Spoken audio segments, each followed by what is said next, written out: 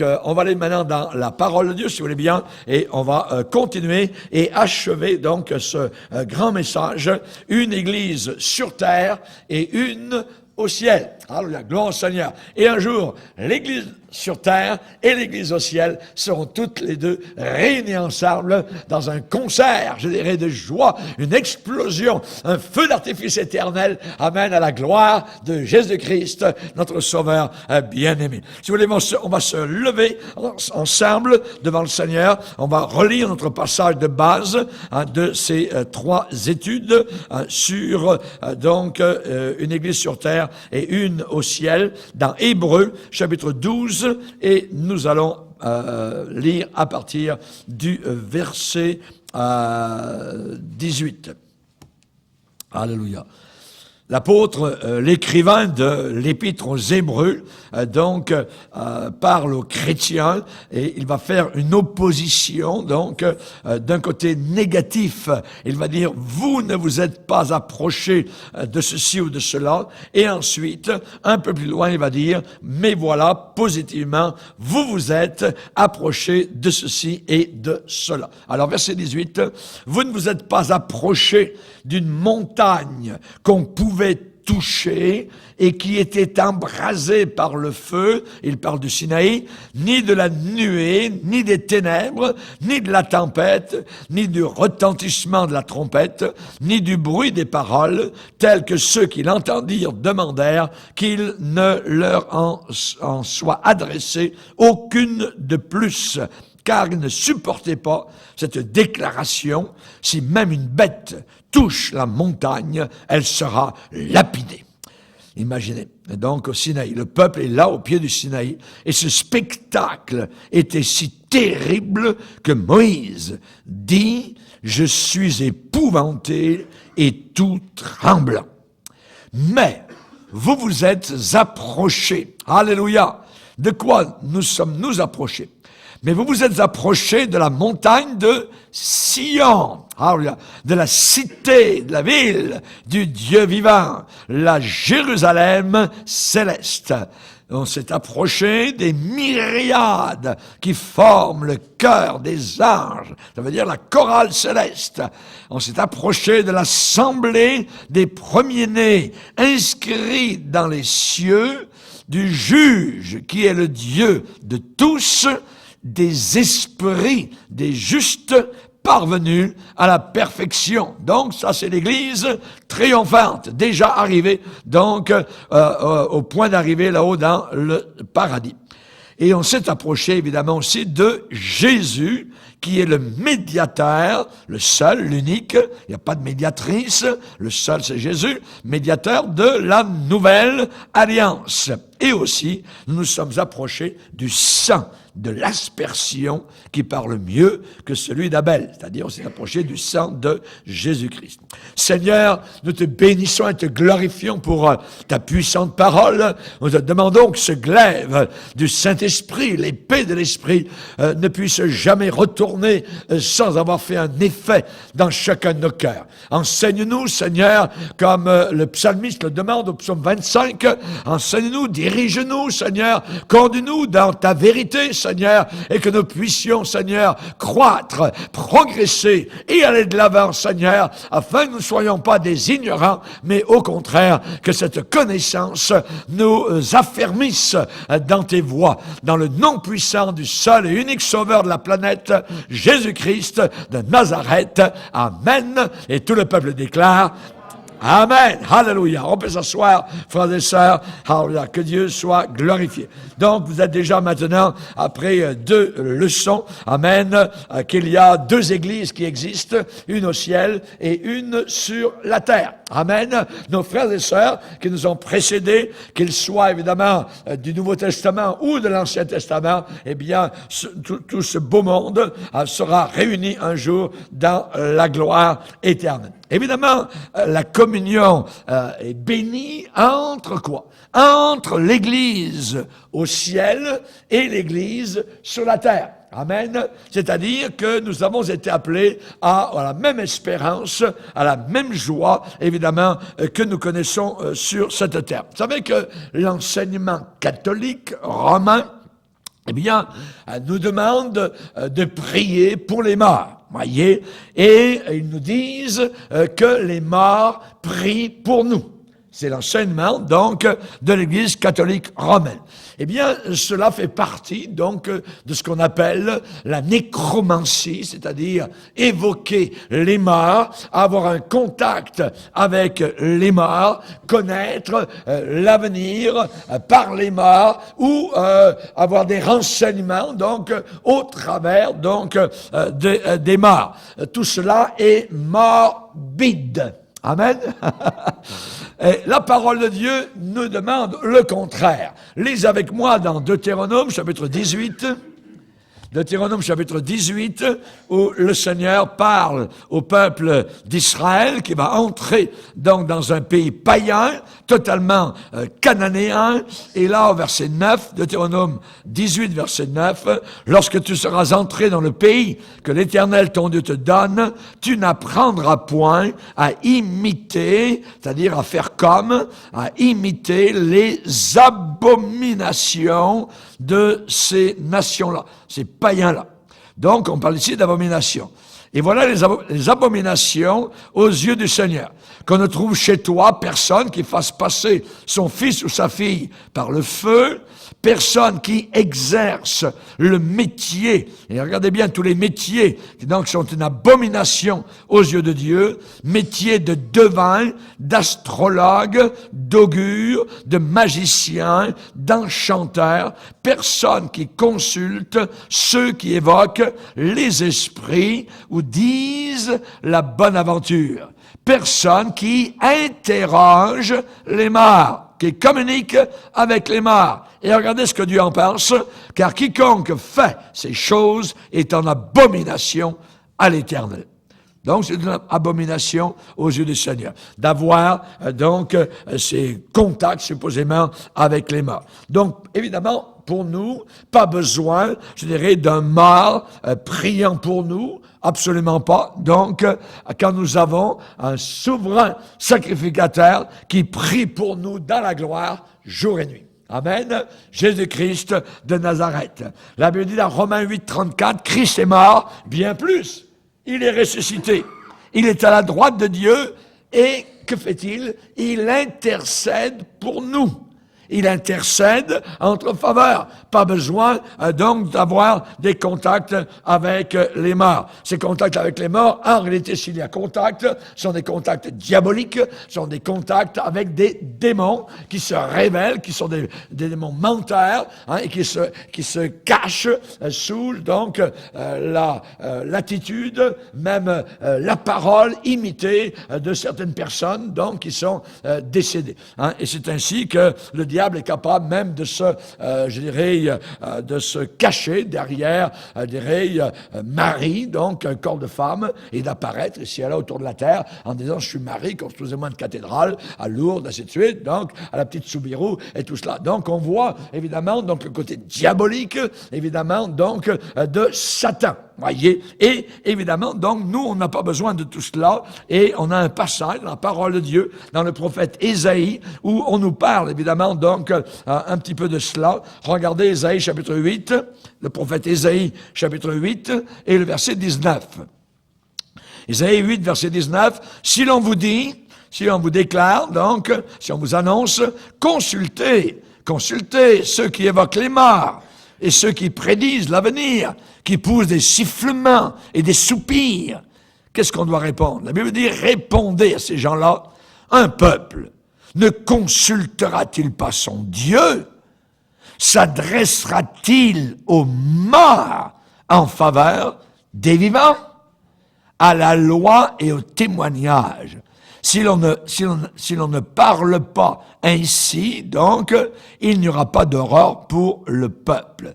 Pour qu'il y ait aurore pour le peuple, il faut invoquer Dieu. Amen. Et non pas les morts. Jésus-Christ, nous déclare la Bible, maintenant, il est toujours vivant. Il vit à jamais. Il est ressuscité. Et que fait-il? Eh bien, il est toujours vivant pour intercéder en notre faveur. Hébreux, chapitre 7, verset 25. Hébreux chapitre 9, verset 24 nous dit, il est entré dans le ciel même afin de comparaître maintenant pour nous devant la face de Dieu. Il comparaît, il est présent en notre faveur devant la face du Père Céleste. Amen. Pas besoin donc d'avoir des contacts avec les morts. Et vous allez être très heureux de la lecture, évidemment, donc, de Hébreux 12 que nous avons faite au début. Vous vous êtes approchés, donc, de la montagne de Sion, de la cité du Dieu vivant. Cette église qui est déjà au ciel, elle est appelée Sion, elle est appelée Jérusalem céleste, elle est appelée la grande assemblée. Et notre communion n'est pas avec des voix étranges, bizarres, avec des voix d'outre-tombe, voyez, qui voyagent aller et retour entre, je dirais, le ciel et la terre. Absolument pas. L'apôtre Paul va dire aux Corinthiens, « Je ne veux pas que vous soyez en communion avec les démons. » On peut être en communion avec les démons.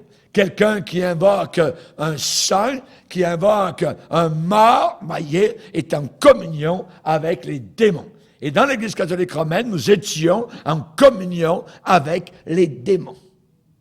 Imaginez. C'est une réalisation terrible de penser à cela. Mais c'est une réalité. Maintenant que nous sommes à Jésus-Christ, voyez, nous avons connu le salut, voyez, que nous avons un souverain sacrificateur, c'est-à-dire un grand prêtre dans le ciel qui s'appelle Jésus-Christ, eh bien, il est dit, c'est Jean l'apôtre qui dit, votre communion, notre communion est avec le Père et avec son Fils Jésus-Christ. Alléluia. Gloire à Dieu. Notre communion, koinonia, la commune union, amen, avec le Père et avec son Fils. 1 Corinthiens 1er chapitre verset 9, Dieu est fidèle, lui qui vous a appelés à la communion de son Fils, Jésus-Christ, notre Seigneur. Il nous a appelés à la communion, donc, de son Fils. Et c'est le Saint-Esprit qui rend cela très, très réel. Par exemple, la deuxième épître aux Corinthiens se termine par donc ce souhait de l'apôtre Paul, 2 Corinthiens 13, verset 13, que la grâce du Seigneur Jésus-Christ, l'amour de Dieu et la communion du Saint-Esprit soient avec vous tous. Amen. La communion du Saint-Esprit avec nous tous. Il y a un seul corps. Il n'y a pas, je dirais, plusieurs églises, voyez, il y a une seule église dont une partie est déjà au ciel et une partie est sur la terre encore. Donc un seul corps, pourquoi? Parce que votre corps, vous le regardez, vous n'avez pas deux têtes, vous n'avez qu'une seule tête. Et l'église de Dieu, qui est décrite comme étant un corps, a une seule tête, qui est Jésus-Christ. Amen. Jésus-Christ est la tête, donc, du corps de l'Église. Et les saints de l'Ancien Testament font partie, à part entière, du corps de Christ. Exactement comme nous, saints du Nouveau Testament, nous faisons partie de son corps actuellement. Paul va dire, vous êtes le corps de Christ, vous êtes ses membres, chacun pour sa part. Amen. Chacun pour sa part. Donc, les gens de l'Ancien Testament, cette Église qui est dans le ciel, eh bien, ils sont donc eau de ses os et ils sont chair de sa chair. Exactement comme quand Adam a vu venir Ève vers lui, donc, et quand Dieu les a mariés, donc, eh bien, Adam a dit, voilà celle qui est eau de mes os, chair de ma chair. Le nouvel Adam, il a aussi une Ève qui est son Église. Amen. Et nous sommes donc aimés. Nous sommes plus que cela, bien aimés. Nous sommes très aimés. Que dis-je? Très, très aimés. Que dis-je encore? Très, très, très aimés. Amen. Que Dieu soit béni. C'est formidable. Alléluia. Gloire au Seigneur. Que Dieu soit béni. Et donc, ces gens-là, eh bien, on les appelle Église et ils font partie aussi aussi, donc, ils feront partie de l'épouse, donc, de l'agneau. Alors, un jour, nous serons tous ensemble, réunis, donc, en un seul corps, hein, et donc, ce sera la même Église, parce que nous avons tous la même tête et le même Saint-Esprit. Amen. Donc, nous faisons tous partie du même corps. Maintenant, les martyrs de l'Église triomphante, qui sont dans le ciel, qui sont parvenus dans la gloire, eh bien, ces martyrs crient. Ils demandent quelque chose. Ils sont dans le ciel et ils crient dans le ciel. Pourquoi? Parce que sur la terre, ils se rappellent très bien que leur sang a été répandu, qu'ils ont été décapités, qu'on les a brûlés sur des bûchers. Ils sont vivants, ils sont dans le ciel, voyez, et ils crient, voyez, et ils en sont conscients, évidemment, que leur sang a été répandu sur la terre. Et ils ne crient pas uniquement pour leur propre sang, mais aussi pour le sang de l'Église militante qui est encore sur cette terre. Et on va le lire dans Apocalypse chapitre 6. Apocalypse chapitre 6, verset 9,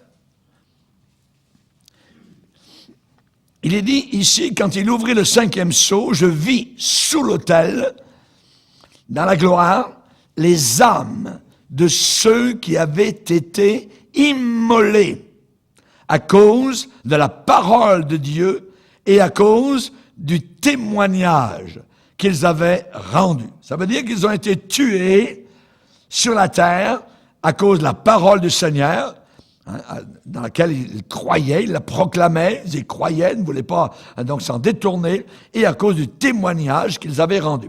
Ils crièrent d'une voix forte en disant, « Jusqu'à quand, Maître saint et véritable, tarderas-tu à juger et à tirer vengeance de notre sang sur les habitants de la terre? » Une robe blanche fut donnée à chacun d'eux, et il leur fut dit de se tenir en repos quelque temps encore, jusqu'à ce que soit complet le nombre de leurs compagnons de service et de leurs frères qui devaient être mis à mort comme eux.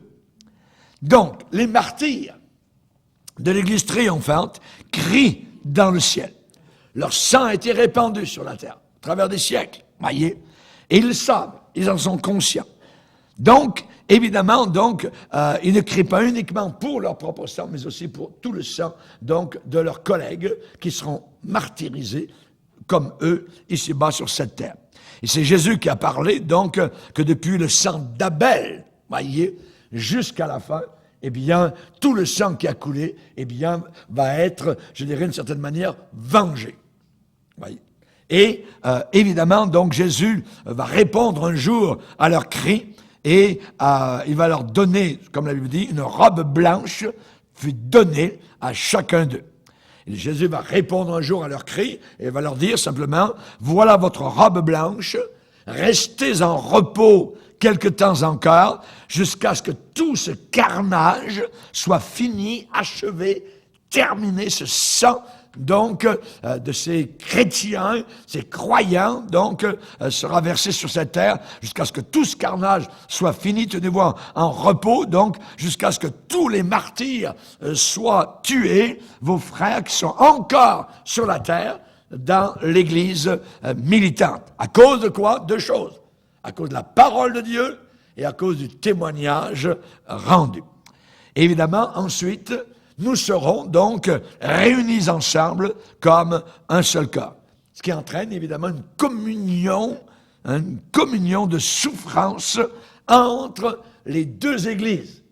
Même si là-haut l'Église triomphante est, je dirais, parvenue à la gloire, cependant, les martyrs, donc au travers de tous les siècles, ceux qui nous ont précédés, ceux qui ont été tués dans l'Ancien Testament, ceux qui sont tués dans le Nouveau Testament, qui ont été tués et qui seront tués encore, donc sur cette terre, peut-être en notre génération, eh bien, donc, il y a évidemment donc une demande, ils crient pour, évidemment, leur propre sang au Seigneur. Alors, évidemment, il y a une communion de souffrance entre les deux églises. l'Église sur terre encore, et l'Église, évidemment, donc, dans le ciel. Et Hébreux, chapitre 12, verset 1er, regardez, Hébreux, chapitre 12, verset 1er, il est dit ici,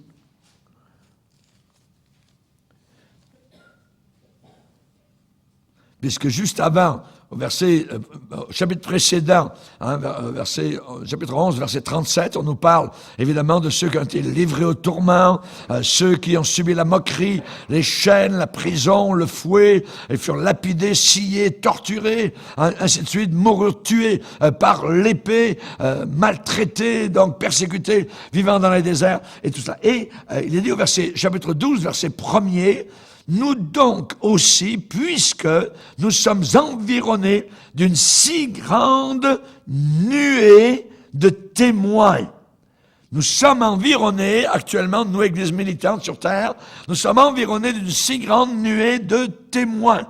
Alors rejetons tout fardeau et le péché qui nous enveloppe si facilement. Et courons avec persévérance dans la carrière qui nous est ouverte, les regards sur Jésus. Donc, qui sont, évidemment, cette si grande nuée de témoins qui nous environnent?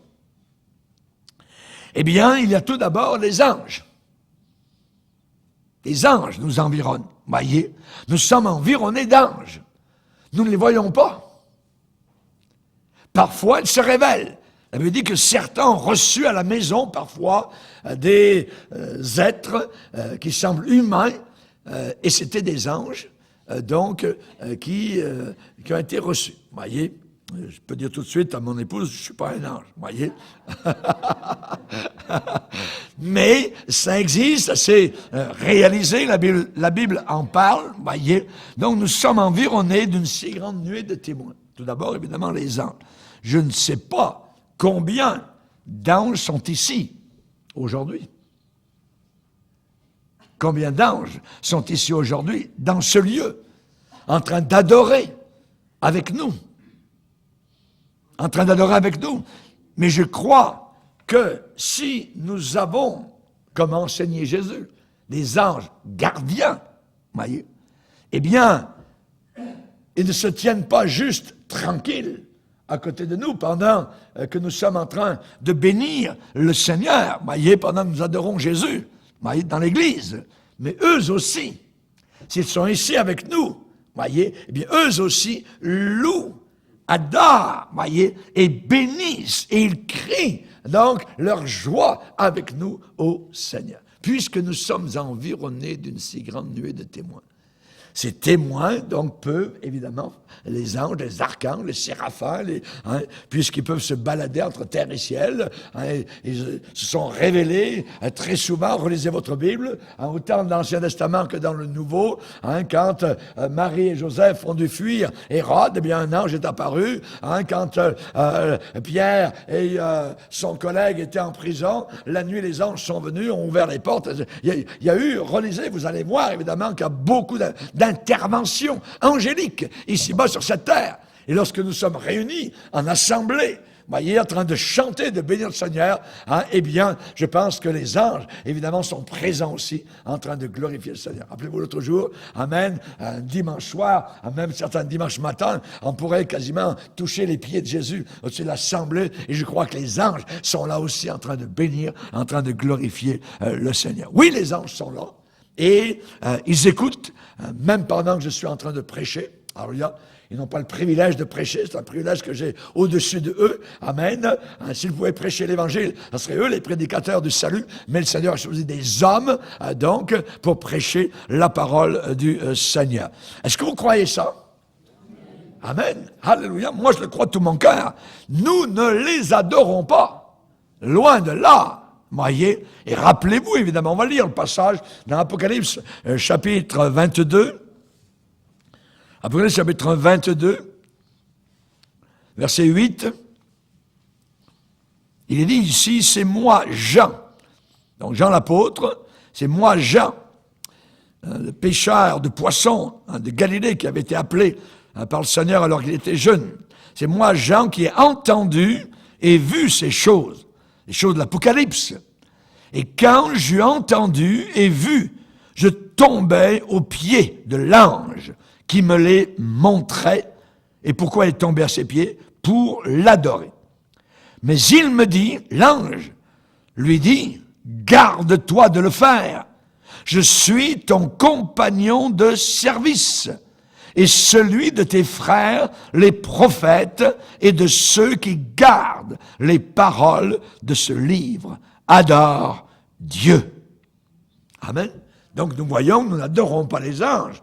Jamais je n'ai adoré un ange. Au travers des 50 ans que je sers le Seigneur, pas une seule fois, j'ai adoré un ange. J'ai toujours adoré le Seigneur. Amen. Gloire au Seigneur. Que sont-ils, ces anges?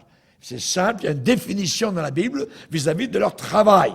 Il est dit que ne sont-ils pas tous des esprits au service de Dieu, envoyés pour exercer un ministère, c'est-à-dire un service, en faveur de ceux qui doivent hériter du salut. Alléluia. Que de fois avons-nous été protégés surnaturellement. Nous avons évité des accidents. Voyez, je me rappelle en Afrique, au Burkina, lorsque la voiture a dérapé, on est allé d'un côté et d'autre, et on est allé face à un baobab. J'ai crié dans la voiture, Jésus! Vous voyez?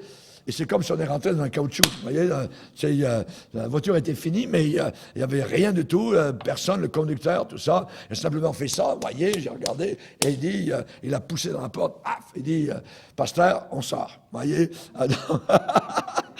Mais c'est certain que j'ai ressenti vraiment la présence personnelle donc du Seigneur et possiblement donc des anges.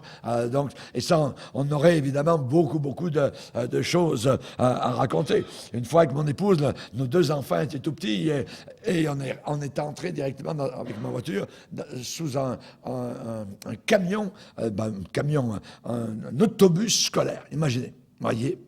Il y a eu de mal que la voiture, et c'est tout. Voyez, on bénit le Seigneur, voyez.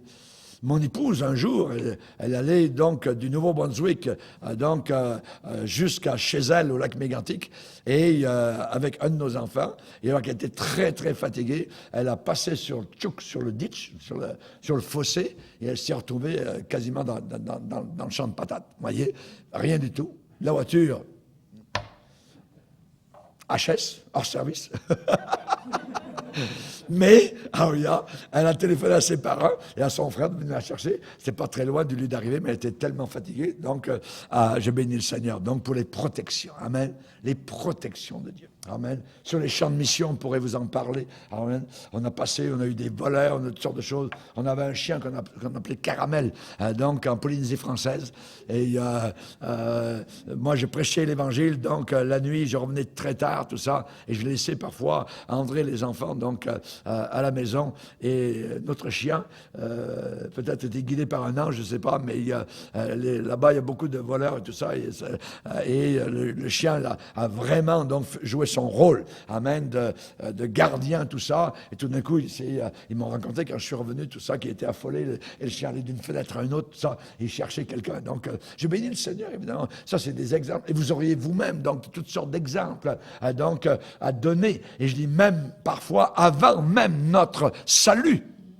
Avant même. C'est-à-dire que Dieu nous connaît depuis le sein de notre mère. Il sait qu'un jour, il savait qu'on viendra à lui. Et nous avons été épargnés, donc, tout le long de notre vie par la grâce de Dieu, par la puissance de Dieu. Dieu a pu envoyer des anges. Ne sont-ils pas tous des esprits au service de Dieu, envoyés pour exercer un ministère en faveur de ceux qui doivent hériter du salut? Amen. Nous devions hériter du salut. Et le Seigneur, donc, a pu un jour ou l'autre se manifester dans sa protection. Donc, nous sommes environnés d'une si grande nuée de témoins qui est composé donc de côté angélique, voyez, mais aussi donc nous sommes environnés de témoignages, pas des morts qui sont autour de nous, voyez, mais de témoignages innombrables, voyez, celui de Paul sur le chemin de Damas, voyez. Et dans toute sa vie, jusqu'à Rome, où il a été décapité. Nous sommes environnés du témoignage de tous les chrétiens de la ville de Corinthe. Nous sommes environnés du témoignage des chrétiens d'Éphèse. Voyez, nous sommes environnés du témoignage de Marie, la mère de Jésus. Un jour, dans sa petite maison à Nazareth, l'ange qui se tient devant le Seigneur est venu la visiter. Je suis Gabriel. Imaginez. Ah, je me tiens devant Dieu. Aïe, aïe, aïe. Imaginez. Et il dit, tu vas porter un fils, sans qu'aucun homme te touche, tout ça. Et il sera appelé fils de Dieu. Alléluia. Imaginez. Donc on a le témoignage de Marie. Marie jusqu'au pied de la croix, en train de regarder. Jésus en train de mourir, voyez. Marie est morte à la ville d'Éphèse, voyez. C'est Jean qui l'a pris dans sa maison, voyez. Jean résidait à une certaine époque à Éphèse. Et Jésus lui a dit sur la croix, Jean, tu prendras ma mère avec toi, tu prendras soin d'elle. Et il en a pris soin. Donc, elle est morte donc dans la ville d'Éphèse. Hein. Et on sait que Marie, un jour, elle louait le Seigneur. Elle l'a exalté. Mon âme exalte le Seigneur. Mon âme se réjouit en Dieu, mon sauveur. Amen. Elle a appelé Dieu son sauveur. Ça veut dire que pour appeler Dieu son sauveur, c'est, si vous invoquez Dieu comme étant sauveur, ça veut dire qu'il vous a sauvé. Voyez, Marie a été sauvée. Marie n'est pas immaculée conception. Mais immaculée conception, ça veut dire qu'elle n'a jamais commis aucun péché. Elle est immaculée. Immaculée, ça veut dire elle est propre. Elle est née propre, voyez. Elle a vécu propre, sans péché. Ensuite, elle n'est pas morte, elle est montée au ciel, tout ça. Ouais, ça, c'est la dérive, évidemment, du mensonge de l'Église romaine. Et on sait, évidemment, que ce n'est pas la vérité. Alors, ce qu'elle a dit de bien, Marie, eh bien, c'est dans Jean, chapitre 2, aux noces de Cana, en parlant du problème. Elle est au serviteur, faites tout ce qu'il vous dira. En montrant Jésus. Elle n'a pas dit, faites tout ce que je vous dis. Construisez-moi, ici, à Lourdes, une cathédrale. Mais, non. Ah non! C'est une dérive, c'est Satan qui veut l'adoration, voyez, d'une femme. Voyez? Ah, c'est sneaky, c'est tordu, c'est malicieux, c'est rusé. Voyez? Merci Seigneur de ce que la vérité nous a libérés. On a le témoignage de Jean sur l'île de Patmos. Il était sur ce camp de concentration. Les Romains l'avaient amené donc depuis Éphèse, enchaîné avec des chaînes comme un prisonnier, avec les rebuts de Rome, tout ça. Et là, évidemment, c'était l'île de la mort. Vous entriez, vous n'en sortez plus. Et Jean est là, il dit, au jour du Seigneur, un dimanche matin, je me suis retourné et j'ai vu quelqu'un. Sa face était comme un jeune homme. Il va décrire ce qu'il voit. Les yeux comme des flammes. Il va décrire le vêtement, la ceinture d'or sur la poitrine. Ses cheveux blancs comme de la laine, comme de la neige, tout ça. Et il va tomber à ses pieds comme mort. Amen. Il va voir Christ dans sa gloire. Non plus, évidemment, le charpentier de Nazareth, le paysan de la Galilée. Non, le Dieu vivant, le Dieu glorieux. Dieu le Fils, dans toute sa gloire. Nous sommes environnés de ces témoignages. Amen. Puisque nous sommes environnés de tous ces témoignages, alors rejetons le péché. Courons avec persévérance nos regards fixés sur Jésus. Nous avons le témoignage de Pierre sur la montagne de transfiguration. Hey les gars, venez avec moi, on monte sur la montagne. Pierre, Jacques, Jean. Et là, sur la montagne, soudain, Christ est transfiguré. Il enlève, il soulève le voile et il montre à 3 de ses disciples ce qu'il est véritablement, Dieu le Fils. Et en plus, apparaissent, pouf, Élie et Moïse. Et ils les reconnaissent. Ils les reconnaissent. Imaginez, nous sommes environnés, évidemment, de ces témoignages formidables. Nous sommes environnés des témoignages de Lazare, ce mort, voyez, qui était malade à la mort. Et Jésus ne l'a pas guéri. Jésus a préféré attendre qu'il soit mort et enterré. Il est arrivé plus tard. Et ensuite, il a demandé qu'on ouvre le tombeau. Et là, de ce paquet de chair puante, voyez, la mort fait une œuvre de saleté, voyez. Christ va dire, Lazare, sors. Et le mort sortit. Vous savez ce que les Juifs ont voulu faire? Ils ont voulu le ramener dans le tombeau. Ils ont voulu le tuer Lazare, pour tuer le témoignage.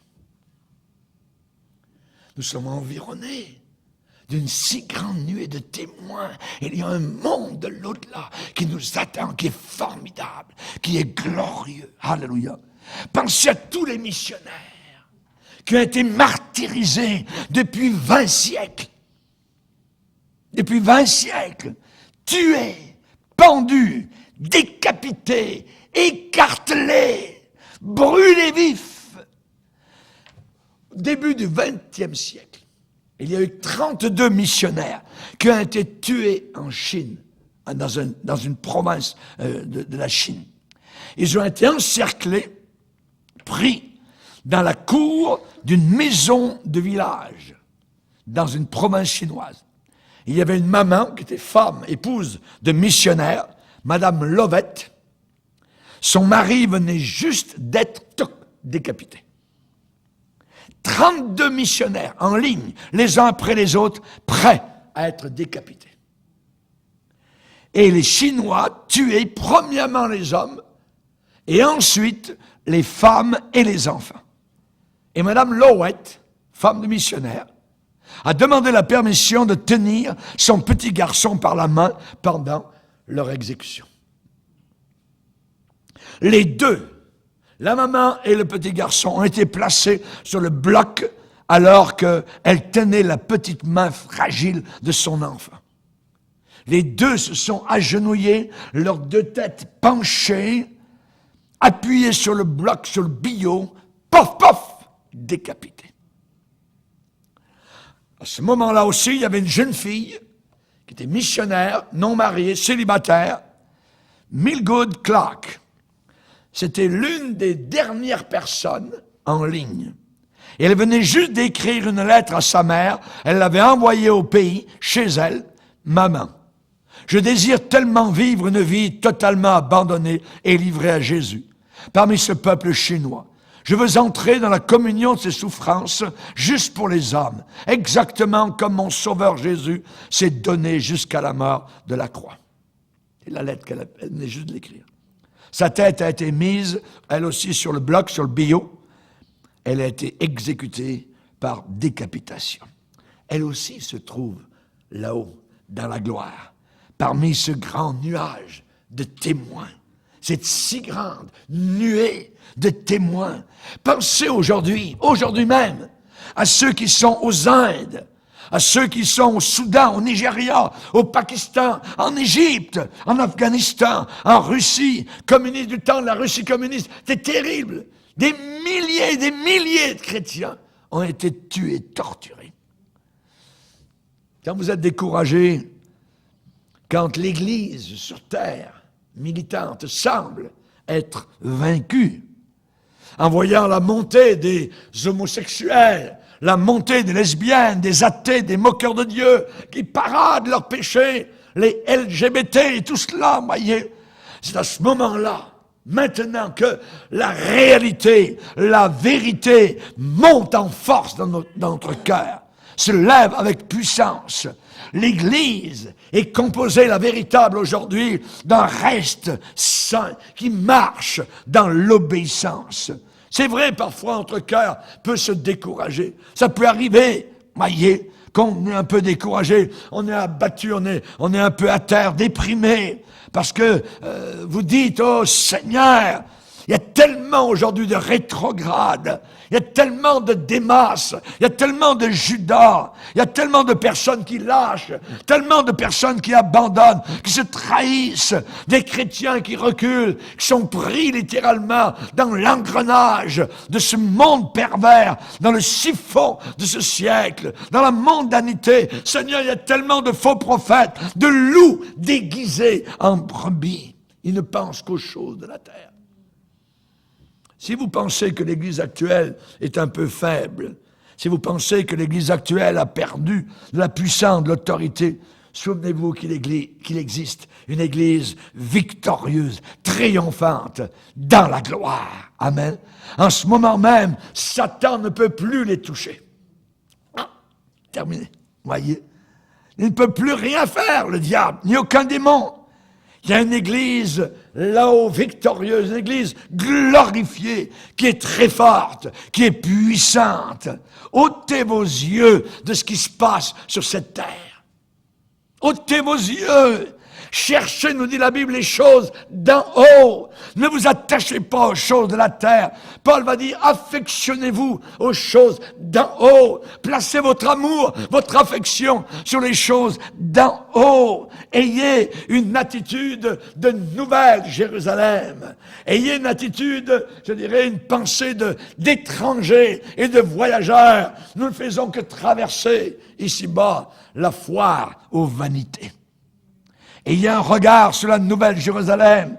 Posez vos regards sur ce qui est éternel. C'est le but de cette étude. C'est le but de ce message. Nous ne sommes pas seuls, mais il y a une multitude, une nuée de témoins dans le ciel. Et ils se parlent entre eux. Et ils disent, l'Église de Jésus, elle est ici aussi. Nous sommes triomphants. Les portes de l'enfer n'ont pas réussi, n'ont pas prévalu. Oui, nous sommes des étrangers. Oui, nous sommes des voyageurs. Nous ne faisons que traverser la vallée de Baca, Rome, la puissante Rome impériale, dont les soldats et leur armure éclaboussaient au soleil de Rome. Voyez, Rome n'a pas été capable de détruire, d'enterrer l'Église primitive au milieu de son empire. Il y a eu plus de 10 empereurs, 10 Césars qui ont passé et qui se sont suivis les uns après les autres. Et ils ont tous été incapables de stopper, d'arrêter, d'annihiler, d'anéantir l'Église de Jésus-Christ. Ils ont tué, ils ont massacré dans un océan de sang, dans un bain de sang. Mais l'Église a triomphé. Les chrétiens ont été triomphés au point que même il y avait des chrétiens dans le palais des Césars. Alléluia. Imaginez. Relisez bien comme il faut, dans le contexte, Romains 8, et le verset, à partir du verset 33. Qui accusera les élus de Dieu? C'est Dieu qui justifie. Qui les condamnera? Christ est mort, bien plus, il est ressuscité, il est à la droite de Dieu et il intercède pour nous. Qui nous séparera de l'amour de Christ? Sera-ce la tribulation, l'angoisse, la persécution, la faim, la nudité, le péril, l'épée? Selon qu'il est écrit, c'est à cause de toi, Seigneur Jésus, qu'on nous met à mort tout le jour, qu'on nous regarde comme des brebis destinées à la boucherie. Mais, dans toutes ces choses, nous sommes plus que vainqueurs par celui qui nous a aimés. L'amour triomphe, l'amour de Jésus. Car j'ai l'assurance, la certitude, la conviction inébranlable que ni la mort, ni la vie, ni les anges, ni les dominations, ni les choses présentes, ni les choses à venir, ni les puissances, ni la hauteur, ni la profondeur, ni aucune autre créature ne pourra nous séparer de l'amour de Dieu. Cet amour de Dieu a été manifesté en Jésus-Christ, notre Seigneur. Rien. Alléluia. Gloire au Seigneur. Ces chrétiens sont maintenant là-haut, autour du trône de Dieu. Et que font-ils? Ils sont en train de le louer, en train de le bénir. Et un jour, nous allons tous être réunis ensemble. Alléluia. Gloire au Seigneur. Il y a 2 églises. Une église qui est déjà arrivée au ciel, qui est victorieuse. Et il y a une église sur terre, combattante et en train de vaincre. Amen.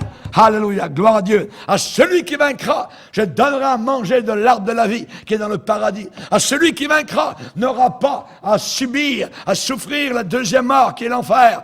À celui qui vaincra, je lui donnerai un caillou blanc, un diamant blanc. Amen. Alléluia. Gloire au Seigneur. Je lui donnerai de la manne céleste et un nom nouveau. Celui qui vaincra régnera avec moi sur mon trône. Je lui donnerai un vêtement blanc. Il marchera dans ses vêtements blancs parce qu'il en est digne. Alléluia. Gloire à Jésus. Gloire au Sauveur. À celui qui vaincra. Celui qui vaincra héritera ces choses. Merci Seigneur. Un jour, très très bientôt, cette église militante va s'envoler de terre. Alléluia. Pour être portée, transportée dans les airs. Airborne. Alléluia. Portée dans les airs par la puissance du Saint-Esprit. Cette église militante dans laquelle nous sommes aujourd'hui va fermer ses portes sur la terre, va faire ses bagages, va faire ses valises. Nous allons éteindre nos lumières sur la terre et nous allons partir, go, en un instant, en un clin d'œil, nous envoler dans les airs. Alléluia. Et nous allons aller vers une immense fête de jubilé dans les airs parce que l'église triomphante déjà dans le ciel va descendre avec Jésus-Christ dans un nuage très très blanc, amen, plus blanc que le soleil, éclatant de la gloire Shekinah, et nous allons tous les rencontrer dans les airs. Dans les airs. Le Seigneur lui-même descendra dans les airs. La rencontre aura lieu dans les airs. Dans l'Apocalypse, il est déjà, regardez, voici, il y avait une nuée blanche. Et sur la nuée était assis quelqu'un qui ressemblait à un fils d'homme, ayant sur sa tête une couronne d'or et dans sa main une faucille tranchante. Et il dira, l'heure de moissonner est venue, car la moisson de la terre est mûre. Voilà qu'arrive cette multitude. Nous montons, nous, de la terre, et eux descendent du ciel. Et Jésus-Christ, amen, quelle fête, alléluia, ça va être inimaginable, dans les airs, amen. Et ensuite, retour là-haut, tous ensemble, dans la gloire éternelle, pour fêter les noces de l'agneau. Alléluia. Jésus descendra du ciel sur un nuage glorieux. Amen, avec une faucille dans la main, car il dira, c'est maintenant le temps de moissonner. Qu'est-ce qu'il va moissonner? Que moissonnera-t-il? Tous les saints de la terre. Tous les chrétiens véritables de la terre. Il sépara les boucs d'avec les brebis, l'ivraie d'avec le bon grain. Amen. Et il va moissonner. Amen. Les anges de Dieu iront aux quatre coins du monde pour rassembler les enfants de Dieu véritables. Les enfants de Dieu véritables. Nous allons aller à une noce, à un jubilé. Ce sera une immense réunion de louanges, d'action de grâce, de reconnaissance, de gloire. Il y aura, nous chantons, une réunion dans les airs. Il y aura une réunion dans les airs. Ici, sur la terre, ils pourront garder nos vêtements, nos bâtiments, nos maisons, nos biens, nos avoirs, nos comptes en banque. Qu'ils les gardent, voyez. Ils pourront y amener tout ce qu'ils veulent. Ils pourront tout prendre, tout saisir. On s'en fout complètement. Amen. Quand nous serons dans cette réunion dans les airs, ce sera bye bye, goodbye, au revoir, goodbye propriétaire, goodbye patron excentrique, maniaque, bye bye carte de crédit, bye bye souffrance, bye bye chagrin, bye bye les comptes à payer, bye bye les dettes, bye bye le cancer, bye bye les cœurs brisés, bye bye les solitudes, bye bye les LGBT, bye bye les parades homosexuels, bye bye les peines de cœur. Tout cela, ça sera terminé pour nous. On va se reconnaître les uns les autres. Et à ce moment-là, nous aurons tous des corps glorifiés. Des corps glorieux avec lesquels nous pourrons vivre et voir Dieu. Aucun homme ne peut voir Dieu sans mourir. C'est impossible. Ce petit corps, pouf, explose. Voyez, on ne peut pas. On aura besoin d'un corps de gloire. Amen. Et nous l'aurons. En un instant, en un clin d'œil. Amen. Nous glorifierons Dieu dans nos nouveaux corps. Et avec nos nouveaux corps, on reconnaîtra Paul. Oh, Paul, Abraham. On va dire que tout de suite. La connaissance sera, je dirais, multipliée par des millions de fois. Nous reconnaîtrons Jacob, David, nous reconnaîtrons Daniel, Jérémie, Malachie. Nous ne les avons jamais vus, nous les reconnaîtrons tout de suite. Tout de suite. Nous reconnaîtrons tous les apôtres. Ce sera bye-bye Satan, bye-bye les tentations. Ça sera tout fini. Voyez, ça sera bonjour mon frère Paul. Amen. Est-ce que je peux te serrer contre moi? Ah Paul, tu m'as tellement exhorté. Merci pour les 13 épîtres que tu as écrits. Alléluia. Merci. Ah mon frère Pierre, comme tu as l'air bien. Alléluia. Alléluia. Pasteur Bourgier, vous n'êtes pas un peu en train de rêver? Vous voyez? Vous n'extrapolez pas un peu? Non. Croyez-vous que ce sera aussi simple que ça? Je vais vous dire oui, oui, oui, oui. Aussi simple que cela. Vous parlez de chanter. Je vais faire partie de la grande chorale. Il me semble que ma voix est jamais assez forte et j'ai envie de chanter plus fort. Voyez, c'est la gloire de Jésus-Christ. Alors j'irai vers le directeur de l'immense chorale et je lui dirai, vous ne pouvez pas m'empêcher de faire partie de la chorale. Vous n'avez pas encore entendu ma nouvelle voix. Attendez de l'entendre. Attendez de l'entendre. Chers amis, ça sera merveilleux. On va lire un passage glorieux, 1 Thessaloniciens, chapitre 4. 1 Thessaloniciens, chapitre 4. Est-ce que vous croyez que Jésus est mort? Est-ce que vous croyez qu'il est ressuscité? Amen. Alors regardez, verset 14, 4-14. Car si nous croyons que Jésus est mort et qu'il est ressuscité, croyons aussi que Dieu ramènera par Jésus et avec lui ceux qui sont morts. Voici en effet ce que nous vous déclarons d'après la parole du Seigneur.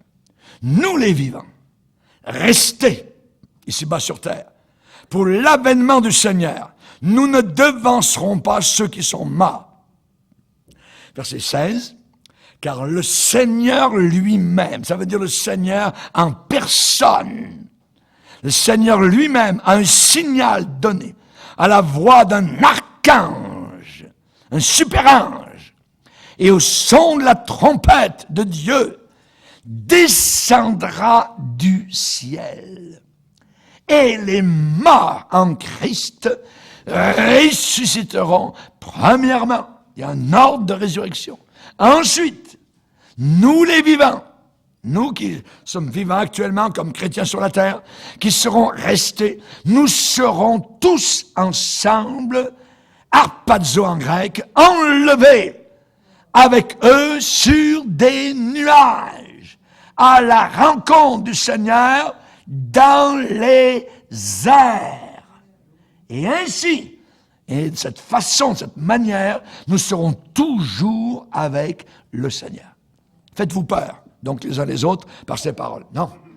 Consolez-vous, consolez-vous, consolez-vous. Encouragez-vous donc les uns les autres par ces paroles. Amen. Chers amis, ce qu'on vient de lire est sur le point d'arriver.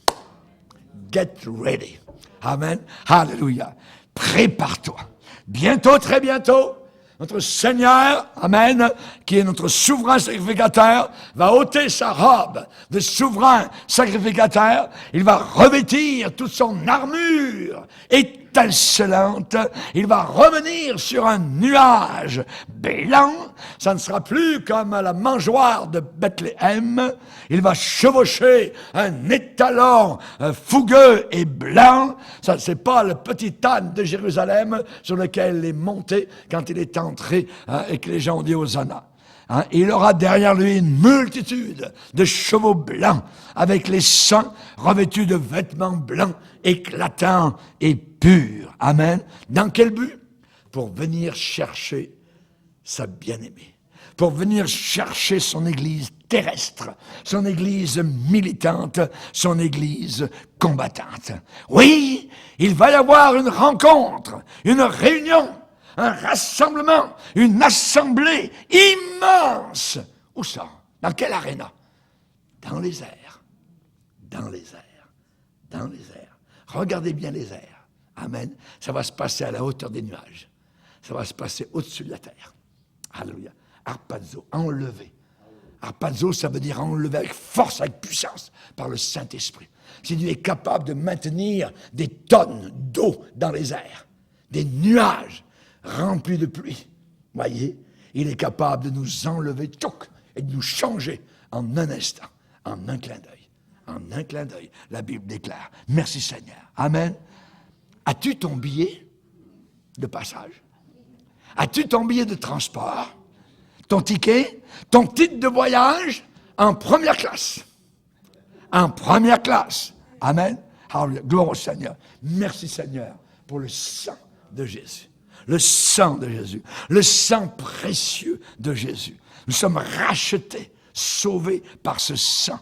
Et dans des moments comme ceux-ci, qu'est-ce que nous faisons? Eh bien, déjà sur la terre. Amen. On a envie de sortir notre chaise. Amen. Ça nous soulève. Amen. Ça nous propulse dans la présence du Seigneur pour le bénir, pour le louer. La Bible dit que tout ce qui respire loue l'Éternel. Amen. Je respire. Donc je veux le louer. Je veux le glorifier. Il est mon sauveur. Il est ma rançon. Il est mon agneau. La Bible dit louez-le avec une voix forte. Merveilleux, merveilleux. Jésus est pour moi conseiller, Dieu puissant, prince de la paix. Il me sauve, il me garde à lui pour jamais. Merveilleux est mon sauveur, mon Dieu, mon roi. Amen. Levons-nous ensemble devant le Seigneur pour le bénir et le glorifier. Alléluia. Alléluia. Alléluia. Alléluia. Seigneur, nous voulons te bénir. Seigneur, combien nous sommes heureux. Combien, Seigneur Jésus, tu as une joie inimaginable et glorieuse de savoir notre avenir, Seigneur. Ah, comme il est bon de regarder en haut, comme il est terrible de regarder en bas. C'est horrible, c'est dépressif, Seigneur. Nous tenir juste sur les choses de la terre. Aide-nous, Seigneur, à fixer nos regards sur les choses d'en haut. Ah, merci, Seigneur. Merci, Seigneur, pour ce salut glorieux, pour ce salut immense que tu nous as accordé, Seigneur. Garde-nous près de toi dans ces jours, Seigneur Jésus, où nous voulons être plus que vainqueurs, car rien ni aucune chose ne pourra nous séparer de ta grâce. Dans le nom de ton Fils Jésus, Amen. Et tout le peuple dit Amen. Gloire à Dieu. On va louer